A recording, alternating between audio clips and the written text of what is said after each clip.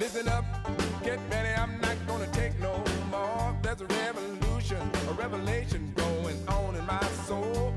Buckle up, get ready, we're not gonna sit back. Welcome back, all you citizens of the world, to another edition of the Live from the Heartland show. My next guest is Sensei, I think that's right, Sensei Adam James. And full disclosure, for those regular listeners of the show, you already know he is my cousin. And I got to know him when he came from Hawaii and was playing football at Northwestern. And we've been pals ever since. We're in touch regularly. We share information, and I drag him onto the show to talk about various things, usually related to sports, some politics and spirituality, and his own film work. So with all that said, Adam, I know that you have just received an award, and I think that let's hear a little bit about it. Well, yes. Well, first of all, thank you so much for having me on the show. It's always great to be on Live from the Heartland. You and Katie do a fantastic job, and I really appreciate all of the Midwest people out there who are friends and family who are out there listening to the show. Hello to everybody in the Heartland. So, yes, I was very honored to have been inducted into the United States Martial Arts Hall of Fame 3 weeks ago in Las Vegas. It was a very wonderful event, great gathering of martial artists and friends and family. And I was inducted as the Man of the Year at the 25th anniversary United States Martial Arts Hall of Fame. Well, what is the Martial Arts Hall of Fame? Well, there are a number of different Martial Arts Hall of Fames. This particular one is based here in the United States. It's run by a gentleman named Dr. John Terry. And, you know, Hall of Fames are really a great opportunity to kind of come together, gather, reflect, appreciate those that have come before and done great things. But I also believe that one of the great things about Hall of Fames is the opportunity to plan and strategize for the next great things that we're going to strive to do in our lives, in our community, and in this particular case, in this industry, in the martial arts industry. Well, I got to say, my experience with the martial arts is pretty limited. I did, I was a tackle in college football. Yes. And the coach got me to wrestle one time, and that wasn't martial arts, but I got my ass beat big time. And another time I was in the field house, and there was a guy doing judo. And I asked him, I assume that's a martial art. And I said to him, does this really work? And we did a little go at it, and he cleaned me right up. So I have great respect. I've known a lot of people who've been into the martial arts. I've seen all kind of storefront operations. How about you give us a little report, Adam James, on the state of martial arts and what is its draw? Well, fantastic. Well, first of all, I will say that wrestling is a martial art. Wrestling is one of the great martial arts. Yes. It may not have the tapestry that some of the martial arts that people think of first, like judo and kung fu and karate. But wrestling is a physical endeavor of interacting with others in a way to protect, defend, and inflict. So there are techniques and skills that are taught in wrestling. Really great wrestlers are also taught character development, which is what oftentimes people think of as martial arts. It's more than just punching and kicking and grabbing somebody. It's about striving to become a better person and helping our community out, which is what many people think of when they think of martial arts, more than just punching and kicking. And wrestling, again, in its best forms is that. Martial arts has grown so much over the years. Of course, back in the 40s and 50s, it was considered exotic, erotic, and obscure and secretive. But today we're realizing that it's actually everywhere and everybody's been doing it and are doing it. Well, most people are, many people are. And wrestling and boxing are examples of Western martial arts. Now, what's been happening over the last, 50 years or so is that there's been an integration of martial arts. There's been people coming together, getting to know each other, training together, sharing ideas. And so as a result, martial arts has evolved. It's grown. It's become more integrated. And there are many examples of martial arts systems that have done that. Of course, today's sport, mixed martial arts, is a great example of an integration of martial arts. A lot of wrestling and boxing involved in that particular martial art. There's also very specific martial arts like Bruce Lee's Jeet Kune Do, which isn't really an eclectic martial art as much as it is an expansive and simplified martial art concept. which is that we should be able to function fully as a human being, be able to, punch, kick, and throw if we're taught how. But then we simplify those techniques into something that's very refined. And that was Bruce Lee's philosophy of martial arts, very unique and special. Adam, when I watch television, I flicked around on the channels, and some of the sports channels as well as the major channels will have, I guess it's mixed martial arts. It's people who are, tackling and punching, and sometimes it's a little rough to watch. I mean, I used to be a big boxing fan, as you know, and my dad, your uncle, produced the Philly Saturday Night Fights. I grew up liking boxing, but in my older age, when I see some people getting pummeled, I'm a little taken back. And when I watch this newer version of fists and kicking without the big gloves, I'm just sometimes a little overwhelmed. What do you think it is that attracts people? People like to see other people getting beat up, or what might be the attraction? Yes, well, no doubt about it. As you know, when you watch action movies, those fight scenes are often what people really get excited about. And so it's understandable that these mixed martial arts, events are very popular. People enjoy watching action. And, this is what mixed martial arts is, a very action-filled sporting event. Yes, it's also true that it's a sporting event involving inflicting damage on another human being. And, some people celebrate and enjoy that. Other people find it uncomfortable to watch. And it's understandable. In society, if we see two people fighting, instinct runs over and says, stop. Police are called, and their job is to stop the fight. But in mixed martial arts, everybody stands around and cheers it on. So yes, it is a unique human experience. I'm not going to go into the psychological reasons why people like it or don't. But I will say that martial arts is more than just, hurting somebody. It is an endeavor of striving to become better, to help our community. And, there are millions and millions of martial artists out there who do not engage in hurting other people, whether it's in a combative sport or in life in general. They're just not a bully. That's not what martial arts is about. But they're awesome, and they're great martial artists, and they're incredibly physically fit and super smart and really engaging in their community. And to me, that's what great martial arts is. I will also say, earlier you mentioned that you were not a martial artist, but you then mentioned a few things that you've done that are martial art oriented. And I'll also say that you've been in several of the world's greatest martial arts movies. You were in Code of Silence, which was Chuck Norris's, many people feel, his best movie. And then you also did Steven Seagal's very first movie, Above the Law, as well as his most successful movie, Under Siege, which I had the honor to work with you on. And all of those movies are phenomenal. And to me, that's another area where martial arts connects with people, is in the film industry. And I'm very honored to be a part of that. And that's, of course, as a child growing up, I was deeply inspired by Bruce Lee and those kind of martial art movies. So I was drawn to that. I pursued that. And I'm very fortunate and blessed to be doing this now. And I will also say that this is part of where I think martial arts kind of really connects with people. So when I was in Las Vegas for the United States Martial Arts Hall of Fame event, there was 3 days of training. There was a camp, the International Martial Arts Council 3-day training camp. And I was the very last instructor to teach after the 3 straight days.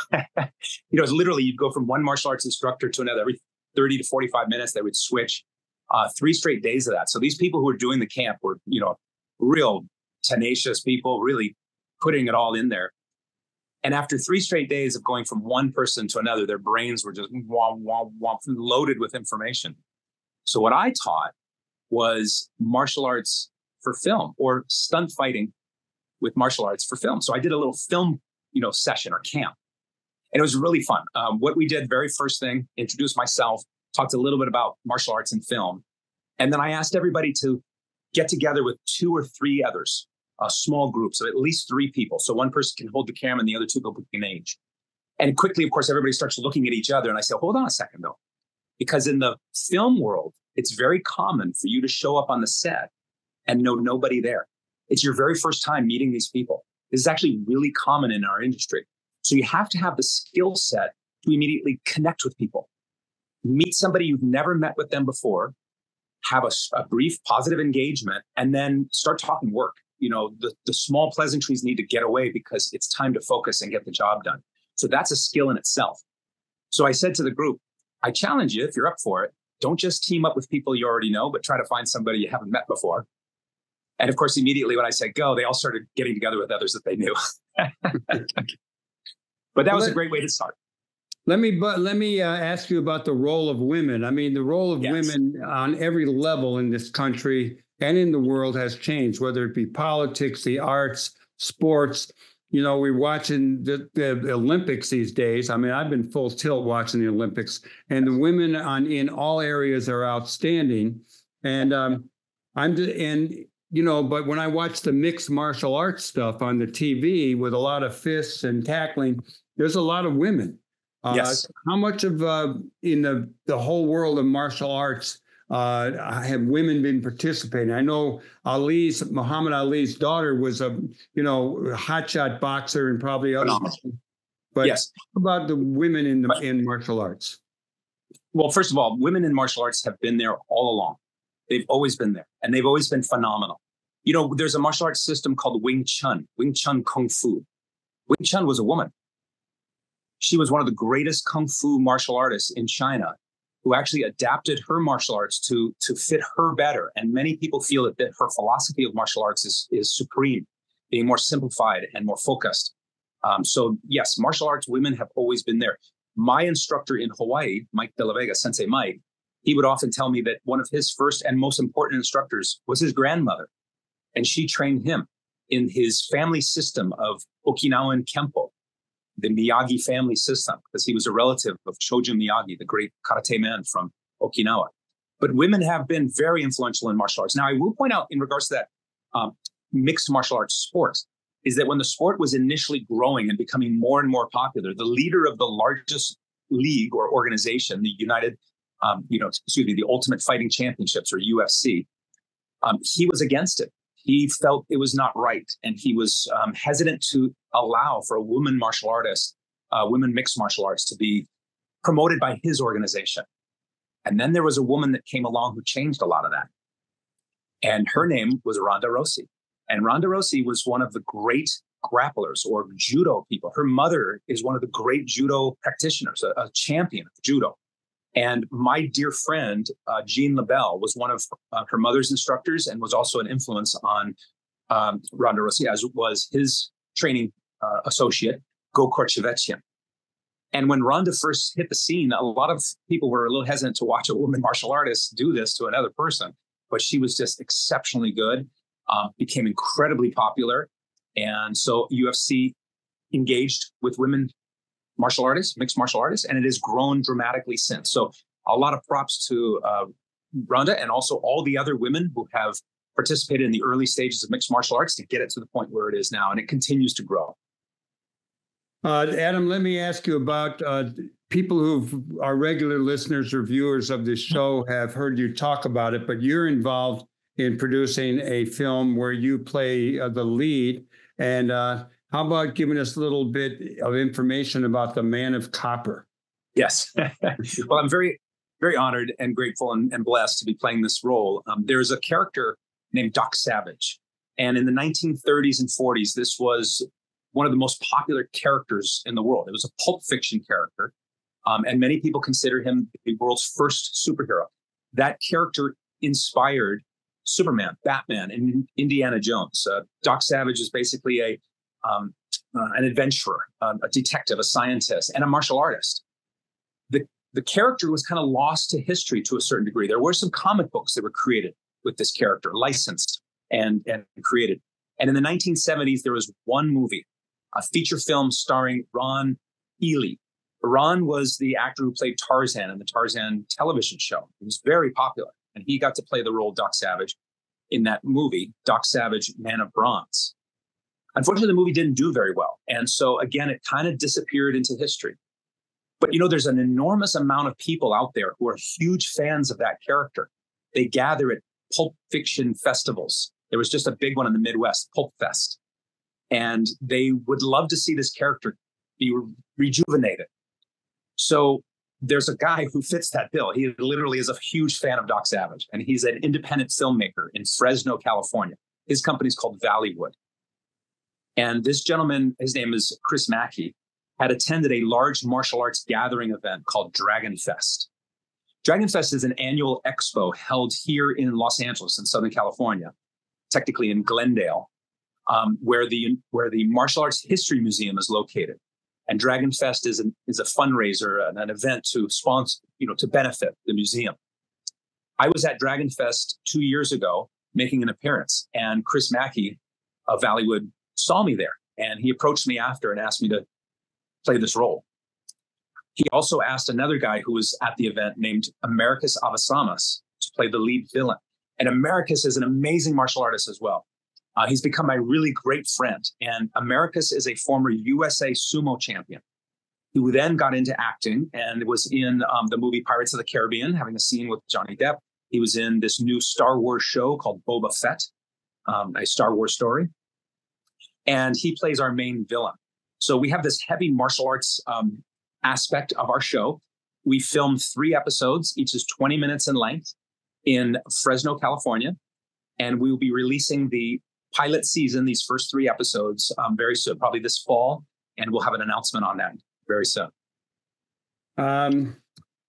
Well, let's move on to another topic, or I'm sure it's all related, but Yes. when you and I were on the family Zoom recently, we were talking the Olympics. And so I'd like to get your take on the Olympics. But one of the things you did bring up was this whole issue over gender misconceptions at the Olympics. So maybe you'll touch on that, but I'd love to hear your impressions of all the events that we've been watching for the last 10 days or so. Well, that's what's really great about sport. As you know, sport gathers people, and we are inspired by amazing performances and also by oftentimes the missed opportunities. And we see those and we feel for those athletes and those human beings that have put so much into these opportunities. So absolutely, I've been, of course, following all of the major sports, the women's gymnastics, absolutely phenomenal. All of those athletes, tremendous, the greatest gymnasts of the United States ever, Simone Biles, and as well as the others who've all done so well. The swimming, Ledecky and her amazing performance, the men's basketball team doing so well, the women's basketball team absolutely dominating.